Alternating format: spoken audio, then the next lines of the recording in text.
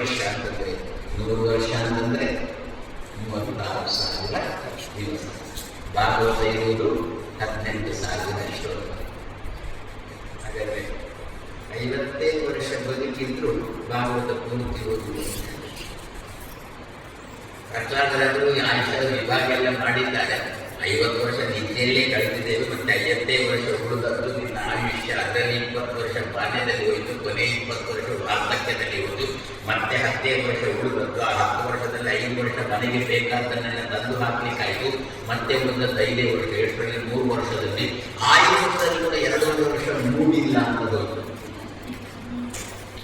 ಒಂದು ಸಂಕಲ್ಪ ಮಾಡಿದರೆ ದಿವಸಕ್ಕೆ 1 ಶ್ಲೋಕ ನಾನು ಭಾಗವತ ಓದ್ತೇನೆ ಅಂತೇಳಿ ಸಂಕಲ್ಪ ಮಾಡಿದೆವು ಅಂತ ಬಿಟ್ಟರೆ 50 ವರ್ಷ ನಮಗೆ ಏನೇನು ಆಗಲ್ಲ. ಯಾಕೆ ನಮ್ಮದು ಒಳ್ಳೆಯ ಸಂಕಲ್ಪ, ದೇವರಿಗೆ ಪ್ರೀತಿ ಆಗಬೇಕು ಅಂತ ಮಾಡುವ ಸಂಕಲ್ಪ, ಒಳ್ಳೆಯ ಸಂಕಲ್ಪವನ್ನು ಈಡೇರಿಸುವುದು ಭಗವಂತನ ಕೆಲಸ. ಆದ್ದರಿಂದ ಭಗವಂತನಿಗೆ ಅವನ ಹೆಸರು ಹೇಳಿ ಸಂಕಲ್ಪ ಮಾಡೋಣ. ದಿವಸಕ್ಕೆ 1 ಶ್ಲೋಕ ಓದೋಣ.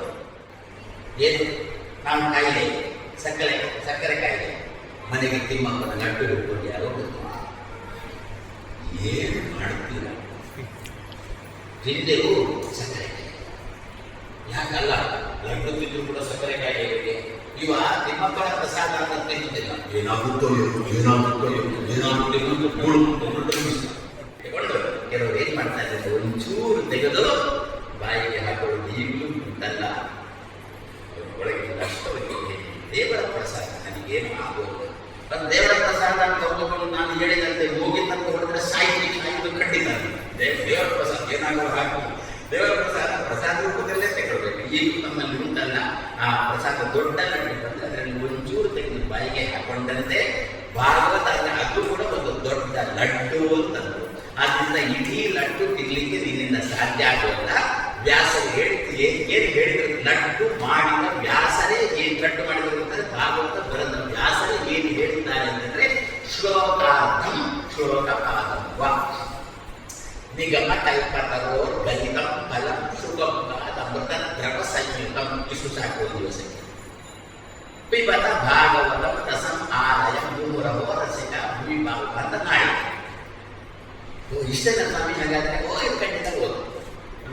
ಇದು ಭಾಗವತದ ಮಹತ್ವವನ್ನು ಯಾರು ಹೇಳ್ತಾ ಇರೋದು ಬಂದ್ಬಿಟ್ರೆ ಪದ್ಮಪುರಾಣ ನಾನು ಹೇಳ್ತಾ ಇರೋದು. ತಾಪತ್ರಯ ವಿನಾಶಾಯ, ನನಗೆ ದೈಹಿಕವಾಗಲಿ ಮಾನಸಿಕವಾಗಲಿ ಅಥವಾ ಹೊರಗಿನಿಂದಾಗಲಿ ಯಾವುದೇ ರೀತಿಯಾದ ತಾಪವನ್ನು ಆಡಿಸೋದು ಮಂಗಲಾಷ್ಟಕಕ್ಕೋಸ್ಕರ ಹೇಳುವುದು. ಲಕ್ಷ್ಮೀ ಎಸ್ ಆರಂಭ ಆಗುವುದೇ ಲಕ್ಷ್ಮೀ ಎಸ್ ಪರಿಗ್ರಹ ಅಂತ ಆ ನಾಗದೋಮದ ಸಂದರ್ಭದಲ್ಲೂ ಏನು ಮಂಗಳಾಷ್ಟಕ ಹೇಳ್ತಾರೆ. ಆರಂಭ ಲಕ್ಷ್ಮೀಯಸ್ಯ ಪರಿಗ್ರಹ. ಏನಾದರೂ ಲಕ್ಷ್ಮೀನಾರಾಯಣರ ದಾಂಪತ್ಯ ಜೀವನದಲ್ಲಿ ಬಿರುಕು ಬಂದಿಲ್ಲ, ಇಲ್ಲ.